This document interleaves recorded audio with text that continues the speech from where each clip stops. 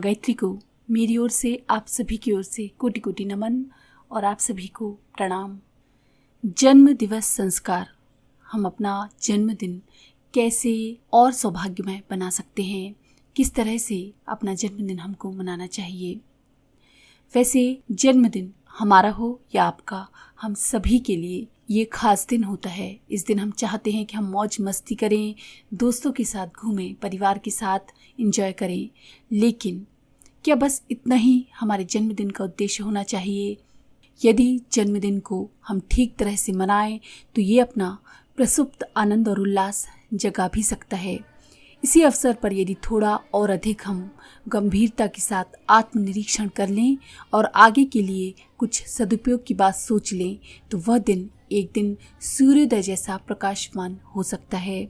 बुद्ध, वाल्मीकि, सूर्य, तुलसी, अंगुलीमाल आदि के पूर्व जीवन बहुत अच्छे न थे, पर एक दिन उनकी अंतःस्फुरना जग पड़ी तो उनने अपनी दिशा ही बदल दी। ये बदलना इतना महत्वपूर्ण हुआ कि वे नर से नारायण बन गए। जन्मदिन की उल्लास भरी घड़ी में यदि मनुष्य थोड़ा सा भी आत्मनिरीक्षण करे, आत्मनिर्माण की बात सोचने लगे तो वह उसी अनुपात में सौभाग्य की घड़ी सिद्ध हो सकती है। जन्मदिन दिखने में सामान्य होता है किंतु प्रभाव में असामान्य संस्कार होता है। किसी वर्ग, किसी भी स्तर के व्यक्ति के लिए इसे लोकप्रिय बनाया जा सकता है। इसी एक संस्कार के माध्यम से मनुष्य की चेतना को झकझोर कर सदाशयता के साथ जोड़ने का काम बड़ी कुशलता से संपन्न किया जा सकता है। तो आइए हम जानते हैं कि जन्मदिन कैसे मनाएं। हमारा बर्थडे हमको यज्ञ के साथ मनाया जाना चाहिए। अंतःकरण को प्रभावित करने की यज्ञ में एक विशेष क्षमता होती है, परंतु इसे जन जन का हमको आंदोलन बनाना है। इसीलिए यदि परिस्थितियां अनुकूल ना हो तो केवल दीप यज्ञ करके भी जन्मदिन संस्कार कराए जा सकते हैं। तो आप पहले हम जो आपको बता रहे हैं उन व्यवस्थाओं को कर लें, उसके बाद में जन्मदिन मनाएं। पंचतत्व पूजन के लिए चावल की 5 छोटी छोटी ढेरियां बना लें और पूजन की वेदी पर उनको बना दें। 5 तत्वों के लिए 5 रंग के चावल भी रंग कर अलग अलग छोटी छोटी डिब्बियों में या पुड़ियों में रखे जा सकते हैं। उनकी रंगीन ढेरियां लगा देने से शोभा और भी अच्छी बनती है। तत्वों के क्रम और रंग इस प्रकार है। पृथ्वी का रंग हरा है, वरुण का रंग काला है, अग्नि का रंग लाल है, वायु का रंग पीला है और आकाश का रंग सफ़ेद है। इसी क्रम में जैसे हमने नाम पढ़े हैं उन्हीं अनुसार सारी ढेरियां लगाकर रख लें पूजा की वेदी पर। अब क्रम आता है दीपदान का। जन्मोत्सव के लिए दीपक बनाकर रख लें। जितने वर्ष पूरे किए हों उतने छोटे छोटे दीपक और एक नए वर्ष का छोटा सा दीपक बनाकर रख लें। अन्य दीपकों से ये दीपक थोड़ा सा बड़ा हो। दीपक आटे के भी बनाए जा सकते हैं और मिट्टी के भी रखे जा सकते हैं। यदि आपके पास दिए की व्यवस्था नहीं है, मोमबत्तियों को भी यूज कर सकते हैं। उन्हें थाली या ट्रे में सुंदर आकारों में सजा कर रख लेना चाहिए। ये तो हो गई पूजा की व्यवस्था, लेकिन आपको इस दिन क्या व्रत लेना है? आपको ऐसा कोई भी शुभ कार्य आप अपने लिए सोच सकते हैं जो आप 1 साल तक पूरे साल अनवरत करेंगे। गायत्री मंत्र का जप नियमित रूप से करने का व्रत भी ले सकते हैं। गायत्री चालीसा करने का व्रत ले सकते हैं। इसको आप पहले से ही सोच कर रख लें। अन्य संस्कारों की तरह मंगलाचरण से रक्षा विधान तक के उपचार पूरे किए जाएं। इसके बाद ये कर्म कांड कराए जाएं। जो हमने 5 रंग के चावल को रंगा है, उससे हमको ये प्रेरणा मिलती है कि संसार का प्रत्येक पदार्थ मिट्टी, जल, अग्नि, वायु, आकाश इन 5 तत्वों से बना है। इसलिए इस सृष्टि के आधारभूत ये 5 ही दिव्य तत्व देवता हैं। उपकारी के प्रति कृतज्ञता की भावना से अंतःकरण ओतप्रोत रखना भारतीय संस्कृति का एक अंग है। हम जड़ और चेतन सभी उपकारियों के प्रति कृतज्ञता भावना की अभिव्यक्ति के लिए पूजा प्रक्रिया का अवलंबन लेते हैं।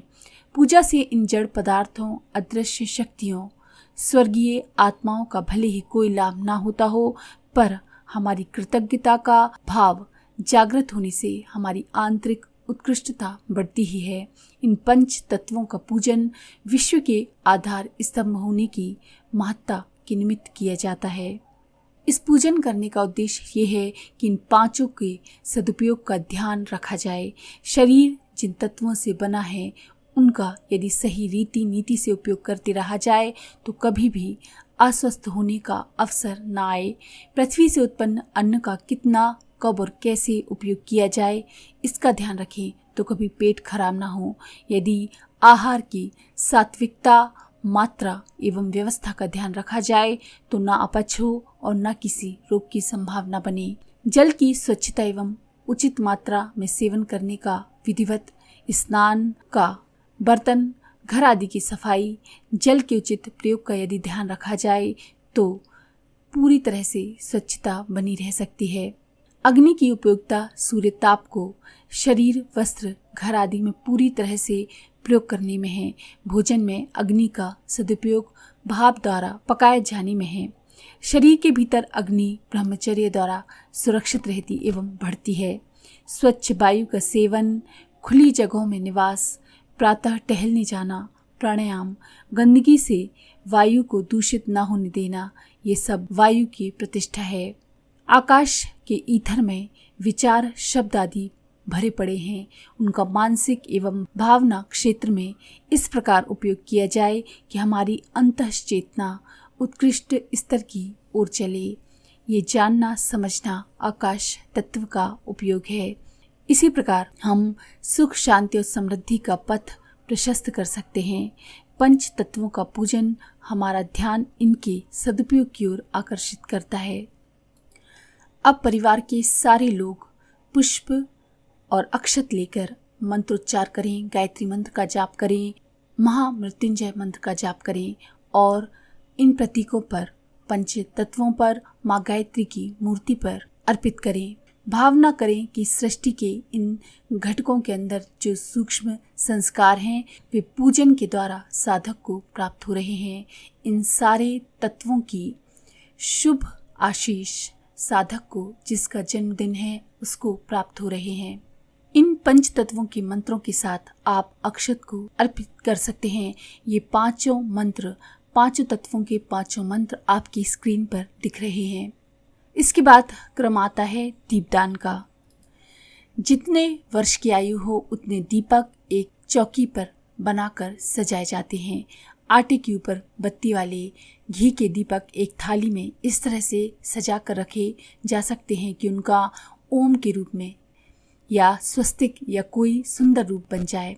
इन दीपकों के आसपास पुष्प, फल, धूप बत्तियाँ, गुलदस्ते या कोई भी चीज़ें सुंदरता बढ़ाने के लिए रखी जा सकती हैं। इस तरह से सजाकर इन दीपकों का पूजन आप कर लें। इसके बाद सभी दीपकों को प्रज्वलित कर लें। उसके साथ सा स्वर गायत्री मंत्र का पाठ करते जाएं। यदि यज्ञ ना कर पाएं तो केवल दीप यज्ञ ही करना हो तो गायत्री मंत्र के साथ स्वाहा लगाकर दीप जलाने की प्रक्रिया को आहुति मानते हुए यज्ञ वातावरण बनाते जाएं। एक दीपक जलाएं और गायत्री मंत्र बोलते हुए स्वाहा बोलें और समझें कि यह हमारा यज्ञ हो रहा है। भावना की जाए कि मनुष्य कितने ही कम साधनों में जी रहा हो, छोटे से नाचीज दीपक की तरह सबका प्रिय प्रकाश दाता बन सकता है। एक छोटे से दीपक में कितनी पात्रता होती है। स्नेह और जरा सी वर्तिका को ठीक क्रम से यदि सजाकर ज्योतिदान प्राप्त कर सकता है एक दीपक। उजाले से भरे हुए जीवन की कामना प्रार्थना करते हुए दिव्य शक्तियों द्वारा उसकी पूर्ति की भावना की जानी चाहिए। अब आता है क्रम व्रत धारण का। व्रतों के बंधन में बंधा हुआ व्यक्ति ही किसी उच्च लक्ष्य की ओर दूर तक अग्रसर हो सकने में समर्थ होता है। हमको दुष्प्रवृत्तियों का त्याग करना है। मांसाहार, तंबाकू, भांग, गांजा, अफीम, शराब आदि इन नशे की चीजों से हमेशा दूर रहना है। आलस्य, गंदगी, क्रोध, चटोरापन, कामुकता, शेखीखोरी, कटुभाषण, ईर्ष्या, द्वेष, कृतज्ञता आदि बुराइयों को जो भी अपने में विद्यमान हो उन सबको छोड़ना है। यही है व्रत धारण। इन सारे व्रतों का स्मरण करते हुए व्रतपति देव शक्तियों से उनकी व्रति एवं शक्ति सहित मार्गदर्शन की याचना करें। सारी ऋषि सत्ताओं से, भगवानों से, देवताओं से ये प्रार्थना करें कि इन व्रतों को पूरा करने में हमारा पूरा सहयोग दें और दोनों हाथ उठाकर व्रत धारण के मंत्र बोलें जो कि आपकी स्क्रीन पर दिख रहे हैं। इसके बाद विशेष आहुति है। व्रत धारण के बाद यज्ञादि कर्म पूरे किए जाएं। गायत्री मंत्र की आहुति के बाद महामृत्युंजय मंत्र की आहुतियां दी जाएं। यदि केवल दीप यज्ञ कर रहे हैं तो सभी लोग 5 बार महामृत्युंजय मंत्र का सास्वर पाठ करें।